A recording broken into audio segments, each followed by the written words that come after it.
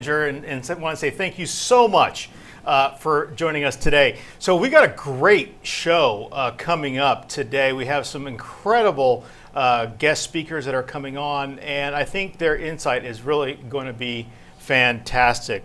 Let's go ahead and get right into the agenda because it's really so packed today. We want to make sure we give everybody the chance to talk and to ask questions.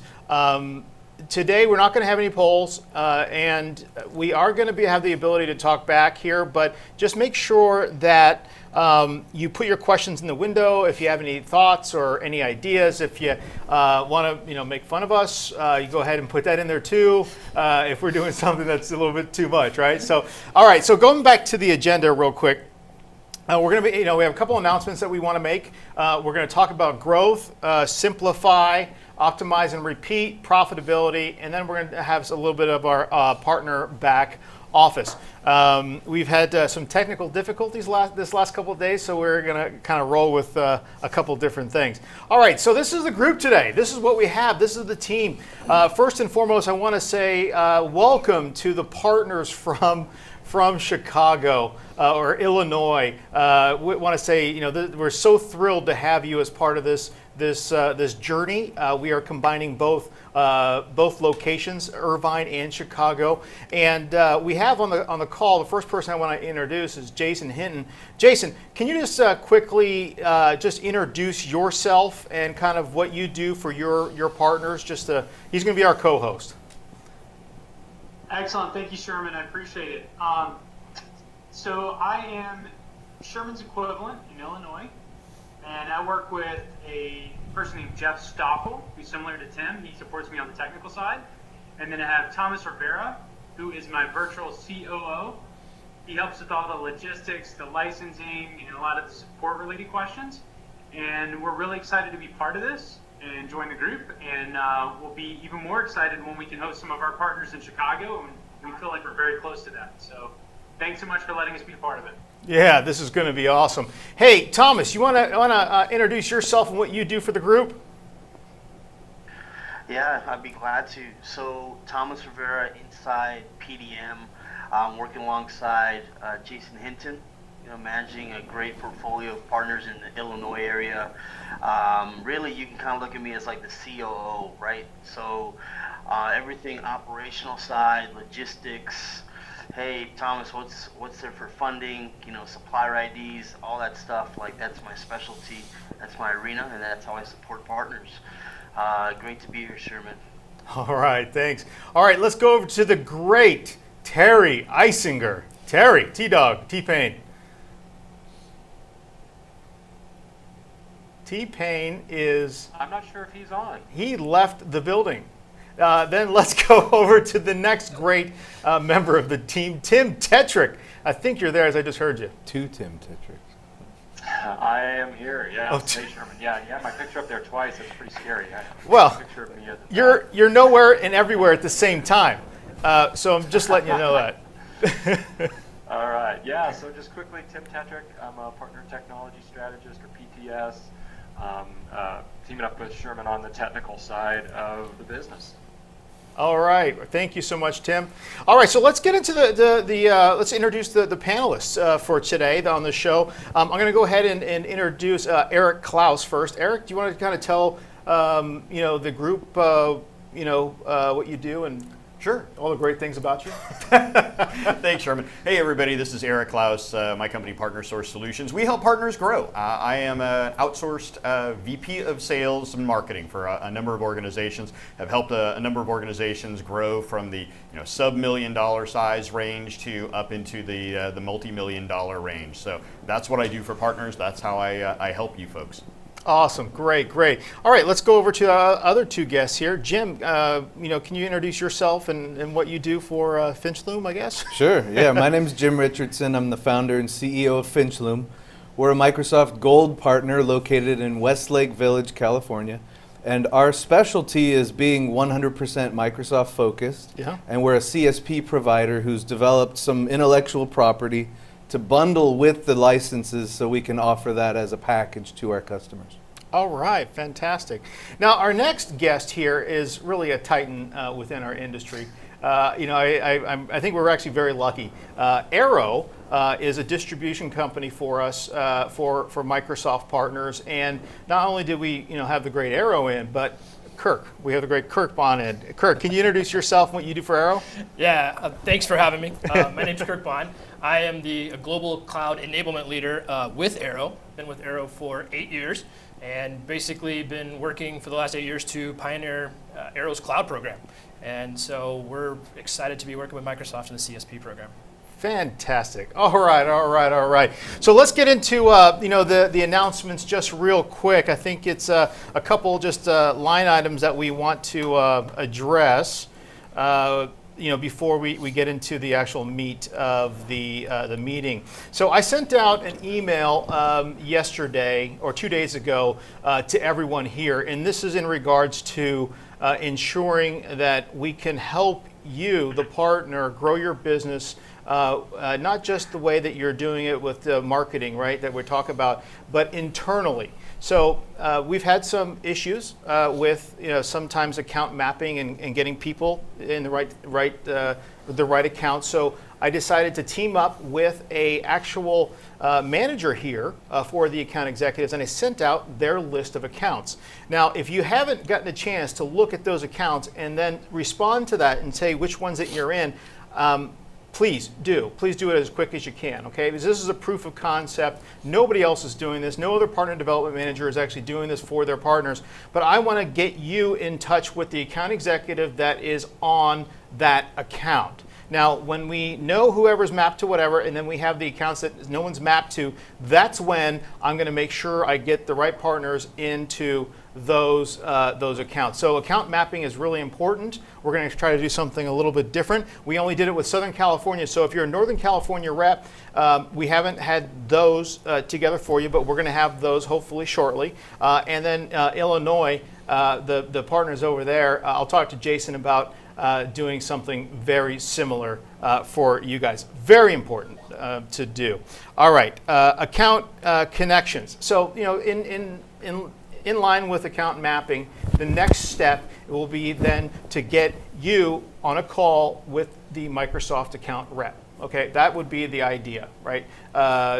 Get you guys teamed up. And then lastly, we are teaming up with Chicago. So one of the things for the Chicago partners, as well as the local partners here, is contact your PDM, contact Jason and myself, and let's schedule a time to be on this show as a guest speaker. We want to hear your thoughts. We want to help you build your brand by being tied to Microsoft. And as a managed partner, silver, gold, competency partners, we want to highlight how great you are and to help you market your products and services. How great would it be if you're sitting in a competition with 2 or 3, different type of partners, right, on an MSP contract, and you say, well, hold on a second, you need a reference? Just a moment. Let me just send you this link to this video that I have sitting down on the Microsoft program. And I would imagine those other 2 people who are putting a bid in don't have it. So I think that's the thing. That's what I really want to get done and really help everybody out. That's the whole reason for this whole show that we put together. All right, so let's go ahead. It's 9:09. We are moving right on schedule. We're going to go ahead and get right into the growth aspect of the program here. And with this being said, I think the very first question I want to put out to the panel, and we can start with, well, who wants to start? Take this question, really. The sales and marketing, how is it different today versus tomorrow, in your opinion? Who wants to take this one? Happy to jump in on that one, Sherman. I think it is changing on just a daily basis, but one of the things that we see is that, of course, buyers are so much further down the decision path than they ever have been before they ever engage with us. The statistic that comes from Microsoft is that they're probably about 75% of the way through their decision-making process before they ever engage with a salesperson today, and that's expected to go up into the 80% range here in the next year to 18 months. So what you're doing from the marketing side is critically important, because that's where they're getting that information. And if you are not expressing yourself in social media, if you don't have information out there, your competitors do, and that's what they're going to make their decision on then in the absence of information coming from you. Okay, that's interesting. Hey, Jason, from Chicago, what are your thoughts when it comes to sales and marketing, and how is it different today versus tomorrow, in your opinion? So I would say, we highlight our show as simplify, right? And I think that's the key to marketing. Uh-huh. Have a simple message that engineers can talk about, salespeople can talk about, and that you can drive through marketing events. So I think your guest is spot on in terms of how critical marketing is going to be in the future. Fantastic. Well, I appreciate that opinion.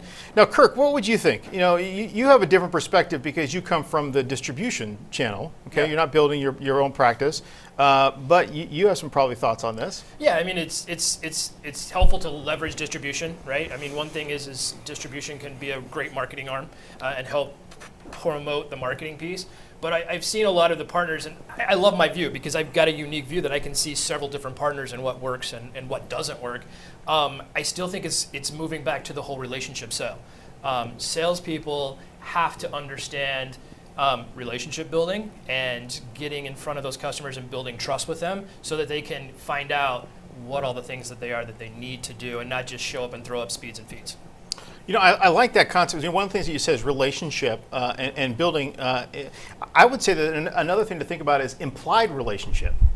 Now, if on your website, a company who is an architect comes to your website, and right away they see that one of the verticals that you specialize in is architectural vertical, they have an implied tie or implied relationship to you over that other MSP that they are talking to, correct? Absolutely. Yeah, and I think that is where we're missing and that's where the partner of tomorrow is going. I was thinking about that. Jim, what are your thoughts?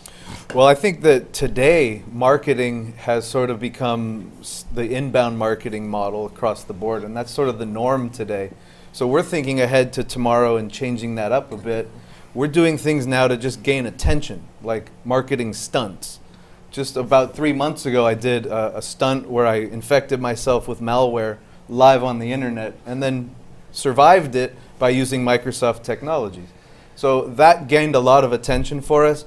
Moving forward, I agree with you that the personal touch is going to come back, and we're going to try and do a lot more marketing at a personal level and combine that with the attention-grabbing kind of stunt stuff.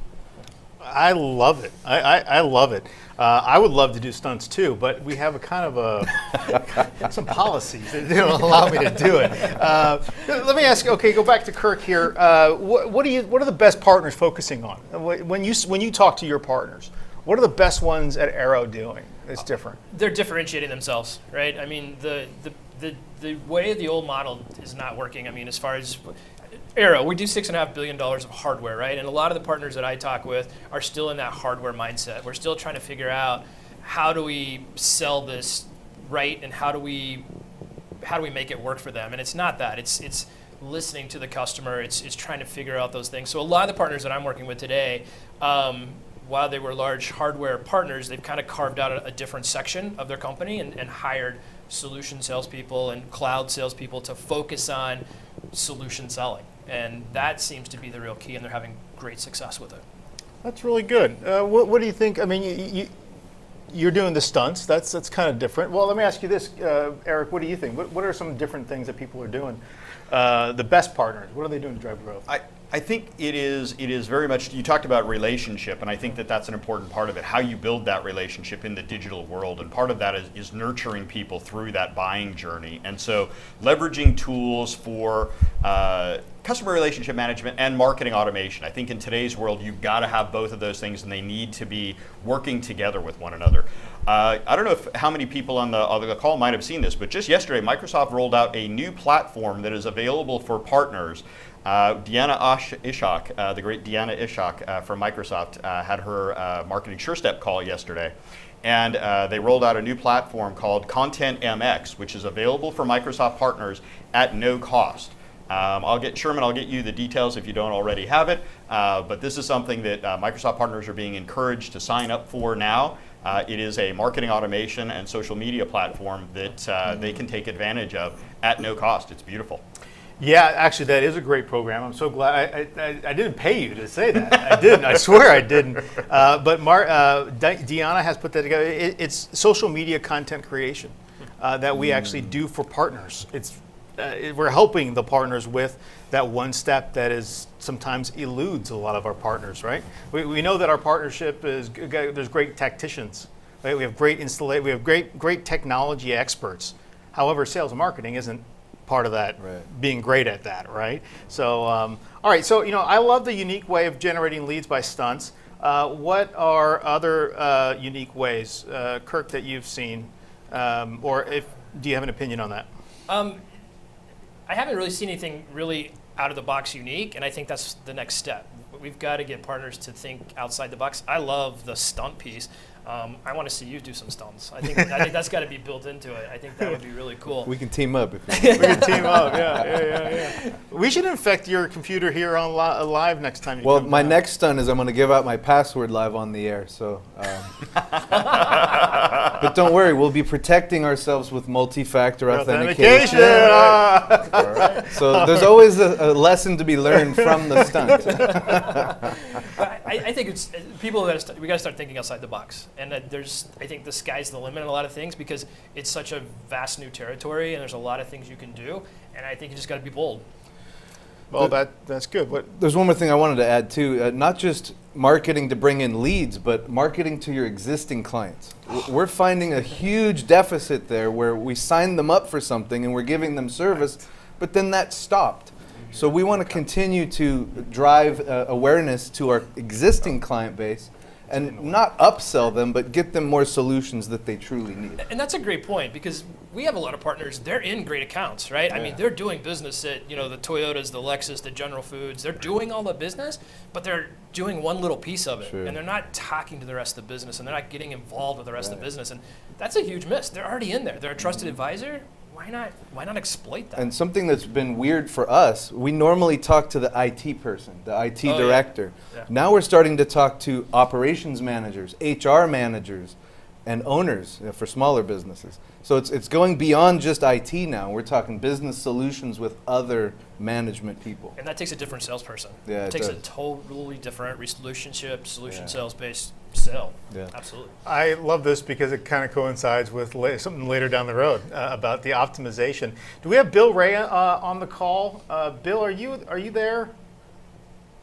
You can unmute if you made it today.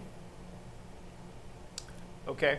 He's not on, but I think Bill actually had a great, you know what he's doing now? We talked at length. He's got this huge customer base of advisor clients.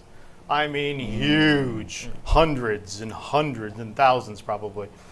And we're like, well, most of his clients came through search engine optimization or came through, and he did the Office 365 and boom, installed, they're still paying, but there's not a lot of relationship left, right? And that's an issue because now you're leaving all this money. If you have $500,000 in an advisor, just think about that. There's 20 points you could be earning on that in combination, right? That's a lot of money. It's $100,000, right? Just right there. So what he's doing is he's putting, I teamed him up with Team Fusion, which does the online training, right? And I talked with Team Fusion and kind of how to set it up where you'd give all of your current customer base education on how to use Outlook, how to use all these different tools, right? And then they would take that and then they start to get to know you and trust you again. And then you call them up and say, hey, let's convert you to CSP. So that's pretty cool there. All right, so let's get into annual average marketing spend. I think we covered this last week, a little bit, but now that we have the panelists in here, Jason, I'm going to throw it back over to you in Chicago. When you're talking to your partners, what do you think their average marketing spend is? Honestly, Yeah. okay, probably 1 to 2%, 1 to 2. and it's funded based on what vendors will give them. Is the most common answer I get. I love it. No, that is perfect, Jason. And I'm sorry to put you on the spot with that one, but that's perfect because a lot of our group is thinking about marketing as MDF that comes from the vendor to put on some lunch and learns or this and that. And I think it's just a big, huge miss.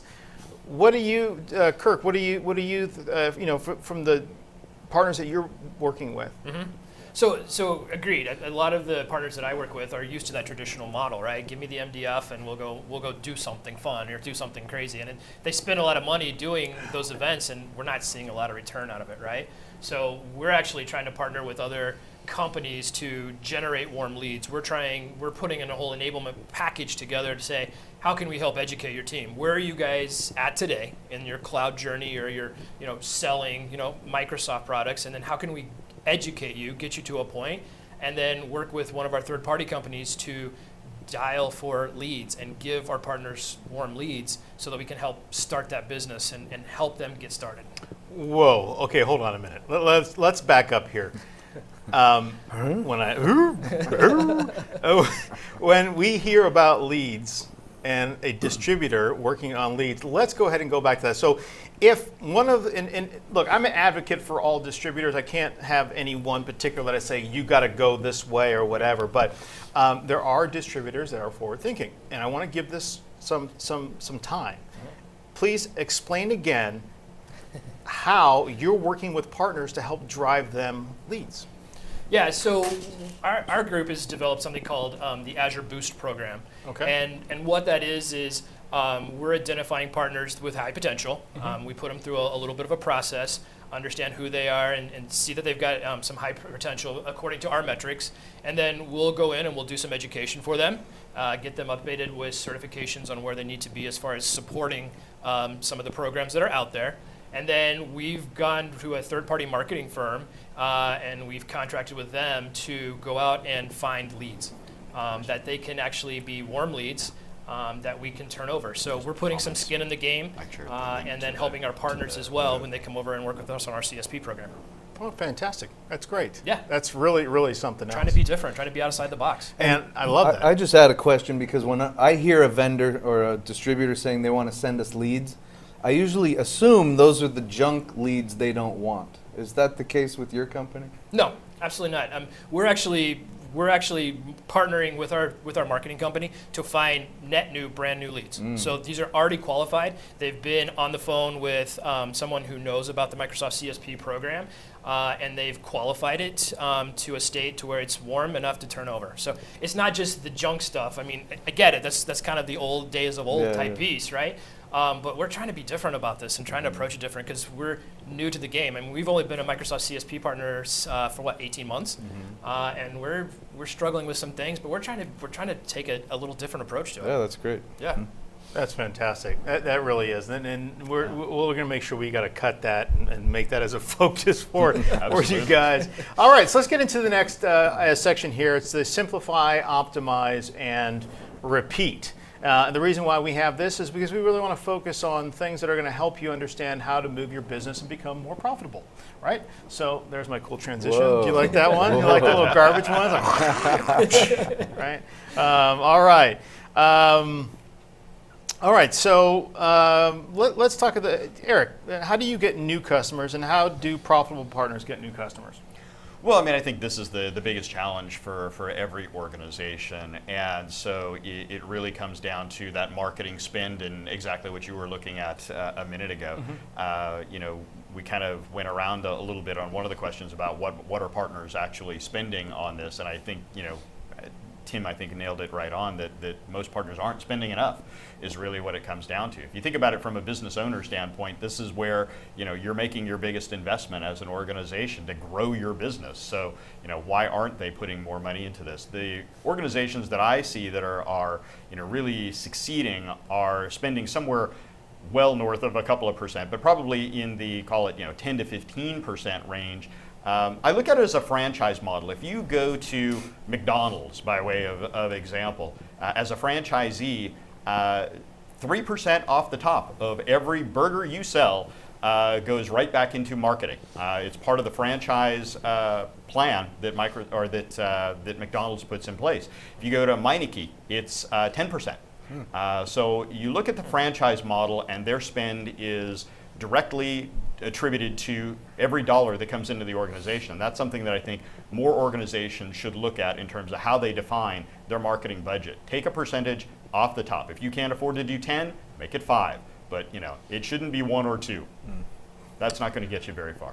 That is a great example. Does Microsoft, McDonald's, literally, they have packages too. Number 1, Yeah, number they 2, do. number Yep. 3. Supersize. Supersize it. We're conditioned, and they're constantly marketing to build their brand, right? They're building their brand so that you come to them. Well, why aren't everyone that's in IT doing the same thing? You have to think differently outside the box. I would say that I want to answer this because I think this is important. The partner of tomorrow is marketing so much differently and bringing in new leads so much differently. They're not necessarily doing the old stuff, the email marketing, which we're going to get into. They're not doing print advertising. They're not doing TV. They're not doing. But you know what they're doing? They're educating. Okay, and they're educating within a certain vertical because they want to become a disruptor in that. It's no longer everything to everyone. That's the big thing that I want everyone here to understand. If you're running an MSP and you're everything to everyone, the cost to bring in a lead is 10 times the cost. 10 times the cost if you're to do it with vertical, right? You can't be everything to everyone, and you're never going to grow and be able to get a 10 times multiple, for your business, right? We were just talking about that. We just need to get you to 10 million so we can get you 100, right? 100 million, from somebody, right? But look, the reality is it's about education. It's about utilizing LinkedIn, Twitter, utilizing Facebook, one of the best ways to actually advertise right now. Very targeted, very simple, but you're not selling anything. You're just marketing your knowledge, right? That's kind of what you do. So let me throw out this one, Jim, because you may have a different opinion. I like this. Should you continue to email market? Blast. Well, email is still, I think, the most effective way to communicate with business people once you're on their mailing list or on their white list to get through. If I just spam a commercial out to everybody, chances are it's going to go to their junk box or they'll never read it. So what we've adopted for marketing is to not do email marketing anymore, but instead to do email newsletters. So people sign up, and there's a public newsletter, and then there's also a existing customer newsletter to do the internal marketing that we talked about. So we continue to use email for newsletter purposes, but beyond that, we don't blast out emails anymore unsolicited. Okay, I like that. What do you think, Kurt? It's funny. I maintain a couple of ECS cloud aliases for us as a general, and so my email address is it's out there everywhere. And I got on some commercial property list, and I get 10 to 12 emails a day trying to sell me a Wendy's or a Kentucky Fried Chicken franchise, and I'm like, I hate email right now. So I'm like, I just think I'm trying to move past it. Okay. I'll give my opinion in a minute. Yours? What are your opinions, Eric? I think that email has its place still out there, but I do think at the end of the day, it all comes down to that educational component. You've got to educate people, and to the other point that you made around verticalization for folks. I think that's critically important. It's the way that you're going to be able to differentiate yourself. A good friend of mine has a saying and that I've used it many, many times now, and it's to your point. If you're trying to be all things to everyone, you're nothing to nobody, which doesn't necessarily make grammatical sense, but I think you get the concept out of that. So, Jason, I kind of want to throw it over to you as well. I want to ensure that you have you can put your thoughts in. What do you think about email marketing? Should we maybe think about using social media instead, or should we continue with our blast approach? I think you have to sometimes communicate via email, but I think in terms of marketing to people, one of the things I put in the chat window is I think marketing can also be thought leadership, which we've touched on. And one of the things I'm encouraging my partners to do is, as it pertains to LinkedIn, for example, don't post things as a company. Post things as individuals. So make sure architects are posting it, engineers are posting it, owners are posting it, salespeople are posting it, but as individuals, because your individual network contributes to the collective whole a lot better than posting it to a company LinkedIn page. I think that's very profound, actually. I thank you very much for that information. I personally think we need to get away from email marketing. I think it's getting to the point where you're just you're saturating yourself with everybody else. And a lot of times, ask yourself the question, out of all the emails you've ever got asking for your attention, how many of you actually ever followed up Boy, with? that was good timing. They sent me. Man, great job. Wow. That 14 paragraph soliloquy or the, whatever that was you sent me, it affected me. I got to call you, right? I like the ones when they're hurt and they say, I hope I'm not bothering you. This is the second time, but please just tell me to go away. Yeah. Like, no, that's just a way for me to write back, and then you think you've got me. I see gonna fall through in that that trap. thinly veiled way of doing business. All right. And we have a last question up here, and it says website audit. Should you do one? And what are the reasons? I'm going to even just answer this for the group so we can move on to the next section. Yes. I've seen every one of your websites. There's probably 2 that I love. We need to work on our websites, everyone. Yeah. Seriously. Websites are there to get people to click to call, to sign up, and look at your packages. I was just having that discussion with my partner, Brian, that our website is not like a billboard that people drive by and they go, oh, I want that. This is for people who've already researched cloud services. They found a specialist. They come to the website to validate their decision. That's oh my it. gosh. Yeah, if you don't have it listed there, they're going to move on to something Yeah, else. yeah. Absolutely. Well, the other side of that, though, is a point that I think you just made, which is nobody randomly comes to your website. They didn't just, hey, you know what? I just feel like I'm going to go find your website today. Key. They did a search of some kind. They're looking for something. Right. You need to identify what is that thing that they are looking for, and on that very first page, you need to tell them, not only do I have what you need, but why I'm the best one to actually do what you need. Exactly. Those 2 things, that's what people are looking for today. Yep. And I'm so sick of the e-book offers, too.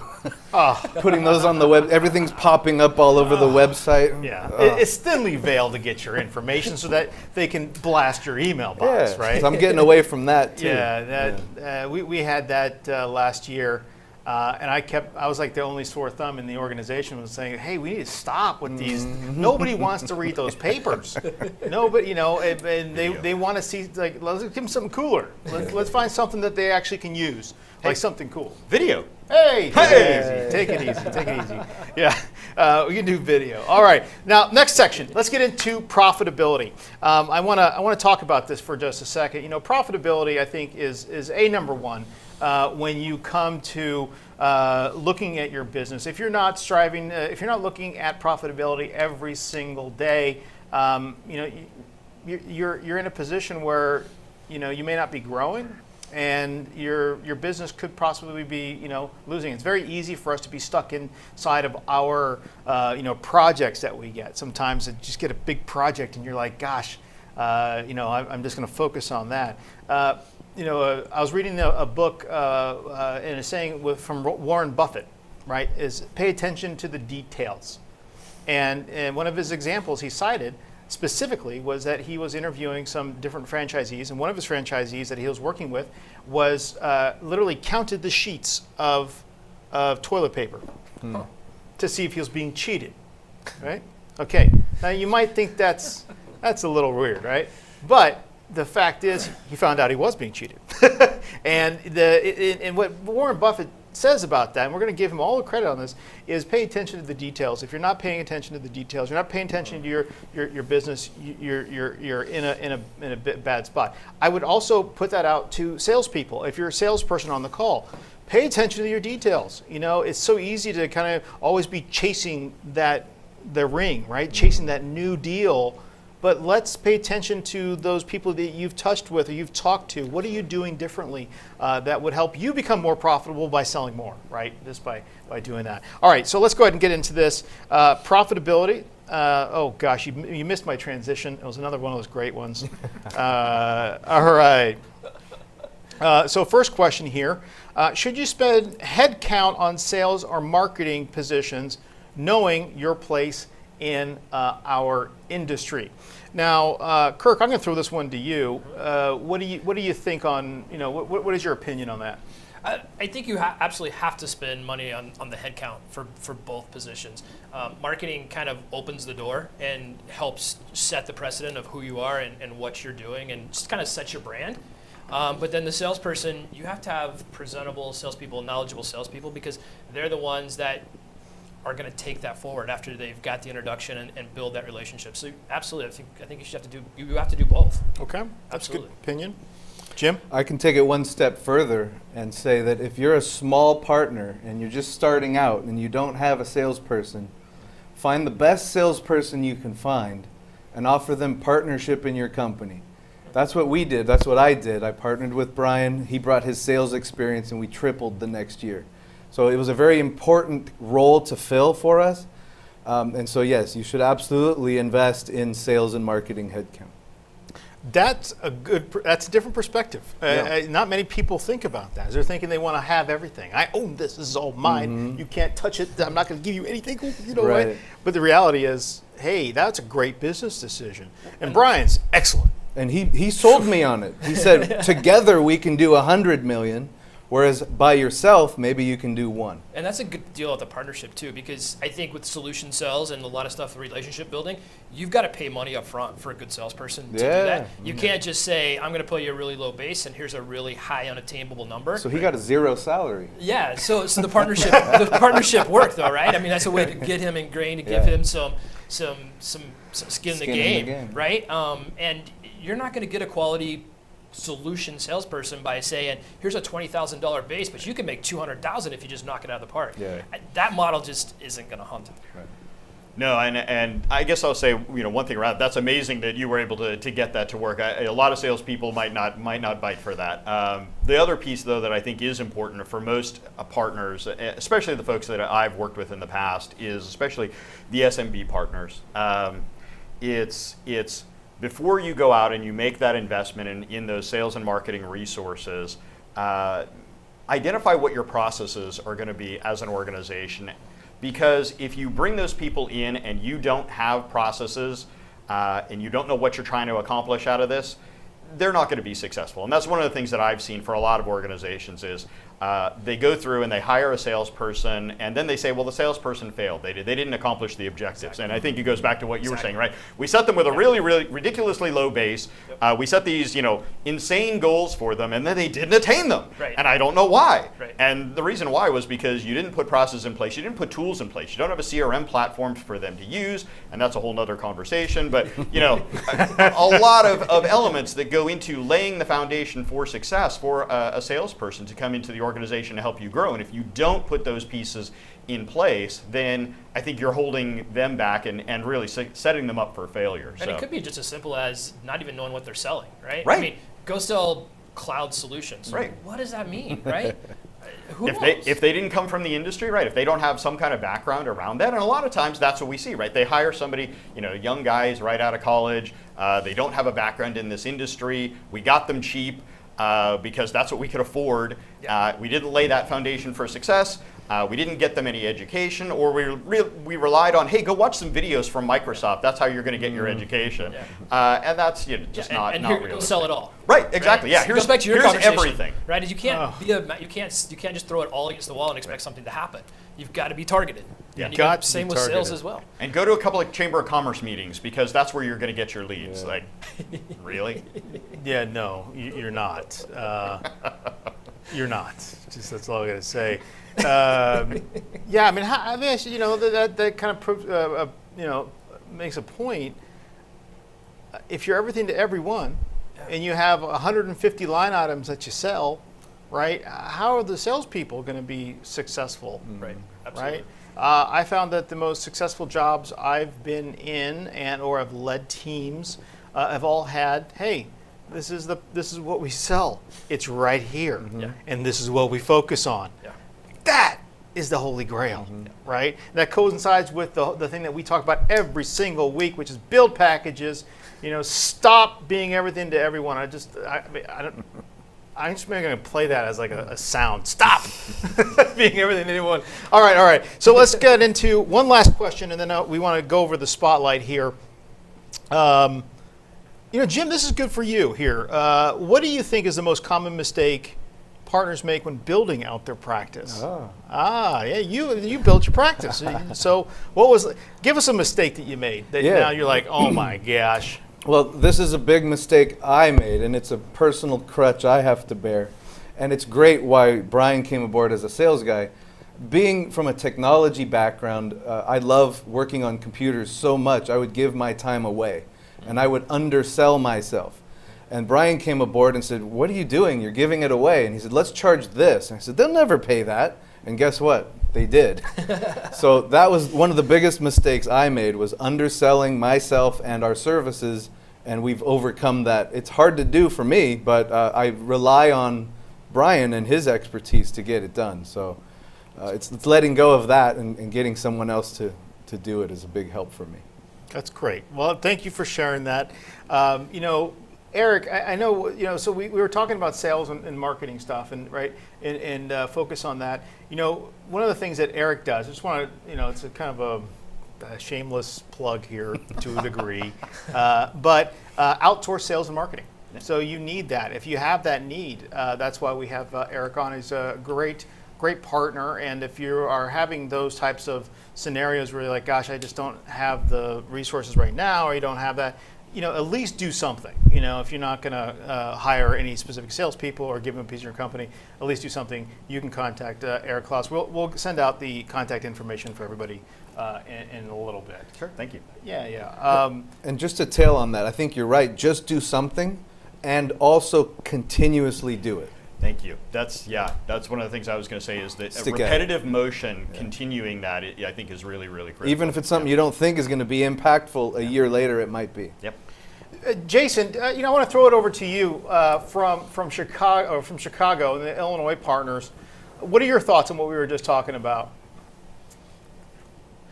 I think you're exactly right in terms of direction. You covered, I think, virtually everything I would say.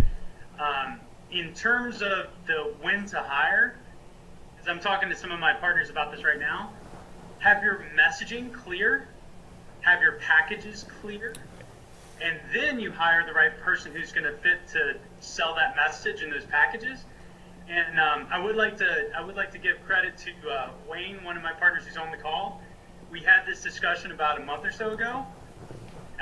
When I met with him last week, I got to see packages. I was talking to his marketing person about marketing messages and how we can do things on LinkedIn. And his sales guy's in the room and on board. So it does work, and I'm really excited about it. So thanks, Wayne, for taking the advice. That is awesome. That's where we want to go. He's a partner of tomorrow. I'm putting a series up on LinkedIn starting tomorrow called the Partner of Tomorrow series. And that's to help educate partners out there, but that's building a brand. That's providing something that's kind of cool. And you might want to think about that as an idea. It's educating. It's providing thought leadership. All right, so let's go ahead and get into Spotlight here. This is where we want to give Arrow some time to really talk about how they're approaching the business and how they are taking over the world. So with that, we'll give you the great Kirk Bond. Awesome. All right. Well, thanks. I just put a couple slides together. We'll bring those up, and I'll just kind of walk through them and just kind of give you a little bit overview of who Arrow is. A lot of people maybe know Arrow as Distributor and some of those things, but we're more than that. And so I just want to take a couple minutes. We'll talk about that, how we can help with Microsoft CSP and cloud solutions as a whole. So today at Arrow, our business really drives business. We were founded in 1935 when a retail store named Arrow opened up on Cortlandt Street in the heart of Lower Manhattan in New York, which was really the birthplace of electronics distribution along Radio Row. In 2011, we relocated our global headquarters from New York to Colorado, where I'm based at today. We serve as a supply chain partner for over 100,000 OEM manufacturers, contract manufacturers, commercial customers throughout the globe. Arrow's 18,000 plus dedicated employees are around the world. We're committed to guiding innovation and our customers and suppliers day in and day out. We're more than just an electronics distributor. We serve as a trusted advisor behind the scenes to partners behind the world's biggest names in technology. We've collaborated with them to bring cutting-edge electronic products and consumers around the globe. Based on the U.S. public traded companies, Arrow moved up to 119 in 2016 on the Fortune 500 list, and we're one of the world's most admired companies for the last 16 years in a row. In 2015, just to throw it out there, we had $23 billion in sales, and we constantly monitor the direction of the global market, and this really allows us to capitalize on existing markets, capturing new ones, forward thinking, adaptability, helps us to continue to make strategic investments and create new service offerings and make cool partnerships like our partnership with Indiegogo. We've been publicly traded since 1961 and been on the New York Stock Exchange since 1979.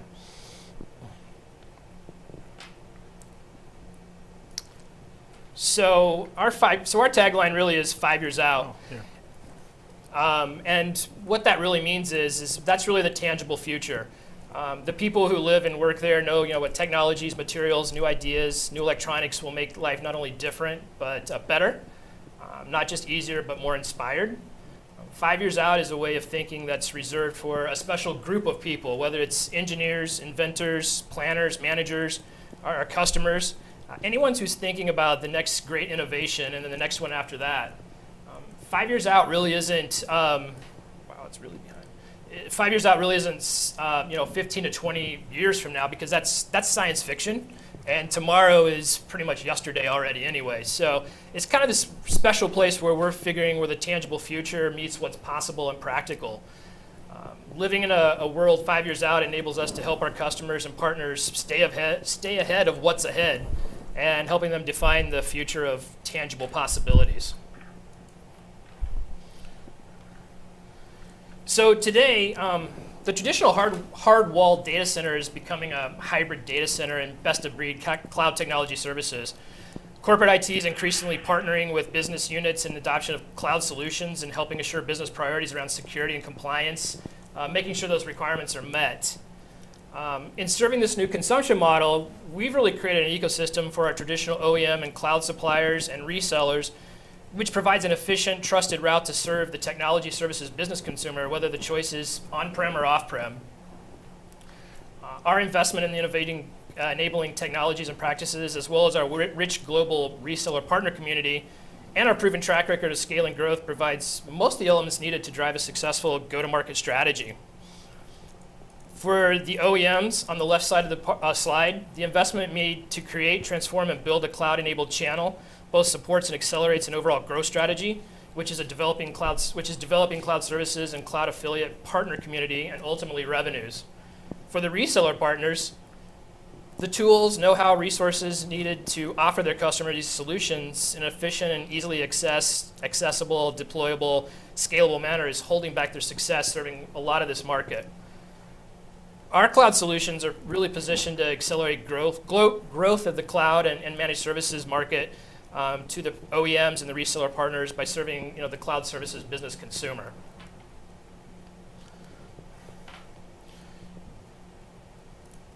So I know pretty much everybody knows why Microsoft and the CSP program, but the question really gets into why Microsoft through Arrow, right? Why do we want to do that?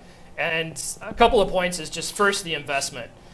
We've invested in integrated APIs with Microsoft, so our partners don't have to through our ArrowSphere marketplace. Flexibility, partners can add, remove, cancel services through our ArrowSphere platform at any time. Ease of business, once sold, no renewal motion is necessary. You can focus on the upsells, the enhancements, building that relationship. Aligned, monthly billing aligns with managed services and our solutions bundles. Our platform has a billing engine integrated into it, so all that stuff comes together. If you get an invoice from Arrow today and you put the CSP or the services on top of that, it looks exactly the same. So it looks the same, smells the same, tastes the same. It's no different. than what you're seeing already from Arrow, and it's integrated all together for multiple vendors. Yeah, I think one of the bits of feedback that I've been getting from partners is really the ease of working with Arrow. The complications with working with other ones, they're like, gosh, Arrow's just easy to work with right now. They're doing, some really great things. And I think, with CSP, there's a lot of questions about that, and how things get done and done correctly. And I really think that some of the things you're talking about, quite innovative. Yeah, and that's the beauty of us building our own marketplace, right? We didn't go out and contract with a third party or that stuff. We built ArrowSphere from the ground up. We've been working on it since I've been there for the last 8 years. I mean, we have a development team in Paris. We own the IP. We've developed it all from the ground up. That's fantastic. Yeah, all right, didn't mean to interrupt you there, but I just want to make sure everyone knew that. Yeah. All right, so let's get back to that. I think about the partner enablement program that you're talking about. Yeah, so let's jump to the partner enable program, because I think there's two things that we actually do really well, and we'll just kind of jump to this. We've got two things I want to talk about. First is the ACE program. So the ACE program is something that I've been developing for the last 4 years. And it's basically where we've learned where the potential pitfalls and hazards are when it comes to cloud enablement.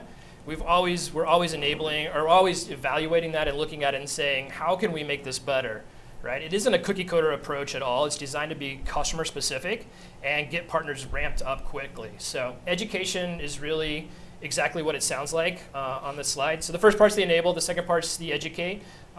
Where do we need to start building expertise? If you're new to cloud, then let's begin with the fundamentals, and we can do that, and we can help educate your team. Do you need more specialized cloud education, like a Microsoft Tech certification? If so, we can help with that and get you up to speed and do all those things. For the third phase, we work with the partners to help get them up to speed on our tools, and then the platform that I mentioned before, and then the demand, where we kind of alluded to as we're going here. We've put together demand cards, or battle cards, and things that help make the team successful, so we can help jumpstart a cloud practice from wherever our partners are starting today.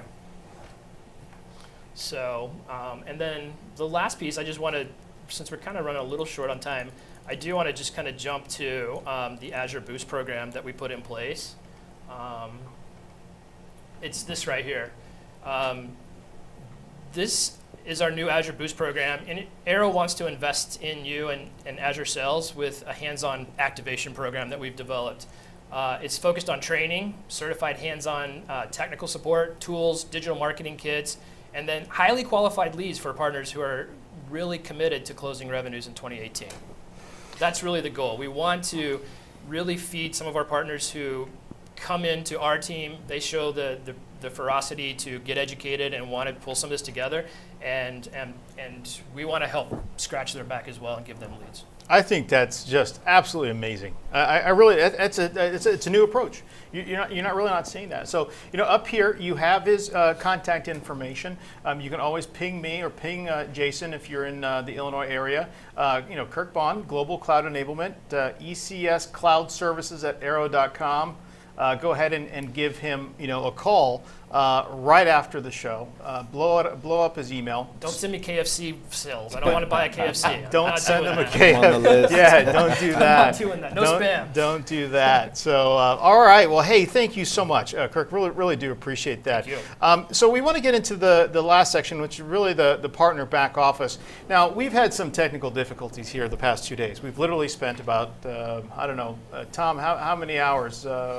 About 20 hours. About that, yeah. Trying to figure out our lovely TriCaster, who we haven't named yet, but I think I'm going to call her Betsy because she's just difficult to work with. And I don't know. That was terrible. We have to edit that one out. I don't know. I tell you, so we can't play the videos that these people have met, but I'm going to send out the videos on this. So I want to give Terry and Thomas, the two T's. TNT. Oh my gosh, we got it. TNT. Hey, you guys want to just talk a little bit about a couple things you guys are working on? Want to get out to the group? Exactly. Can you hear me, everybody? Yep. I hear an echo. First off, thanks everybody for joining and letting us exactly go through some of the technical difficulties with you. What we had on our agenda are what's going to be on the video that's going to be sent to you. We're going to talk about NPN renewals, the Cloud Practice Development Workshop, a little bit on CMP, and then Azure CSP resources and tools. So first off, I know everybody has different renewal dates, but in managing the competency renewals, it can be a little bit challenging. So again, we're always looking to our partners to attain and manage those things, and recommend that you really start early versus kind of trying to renew after they've expired. So again, I've got a link in there where it is the ability to manage those renewals, and again, great information for you guys to look at. And again, if you're looking to add competencies to your stack, again, great information here, as well as ourselves, Thomas and myself, for resources. I'll kick it over to Thomas for a couple things on the cloud practice and CMP. Awesome, thanks, Terry. So the other thing that's coming up, so Microsoft is rolling out this Cloud Practice Development Workshop, and it's really geared towards business owners, decision makers, presidents, and C-level roles. Throughout this whole call, we've been talking about being different, differentiating yourself amongst the rest of the pack, building out solutions, and really this is what this workshop is geared towards. It actually kicked off yesterday, but it's going to be going on all the way till March 1st. It's on a Thursday, and kind of a couple of things that it will talk about would be, practice solution, defining your strategy, hire and train, operationalize, go to market, optimize and grow. So we'll be sending out, we'll be including that registration link. And if you have any questions, feel free to reach out to me or Terry. The quick thing that I wanted to mention about the Cloud Mentor program is, we've probably been beating a dead horse with this program, but we just got word that there's less than 100 spots into the program. So if you're wanting to grow out your cloud practice, maybe you're good in Office 365, maybe you're good in Azure, but EMS is something that you're not so strong in. This is where the Cloud Mentor program is going to help out with. So we would be happy to submit you for nominations, get you into the program. We already have a couple partners in our portfolio that are in it, and taking advantage of it. And as a matter of fact, Wayne, who Jason highlighted, went through the program, and he loves it. He really benefited from it. So yeah, just reach out to us. And back to you, Terry. Okay. The last thing is the Azure CSP roadmap. This is a link that's going to cover the upcoming and recently released services and capabilities that are related to the CSP program and Microsoft Azure. So we're pretty excited about those updates and really wanted to showcase those great things that are coming down the road.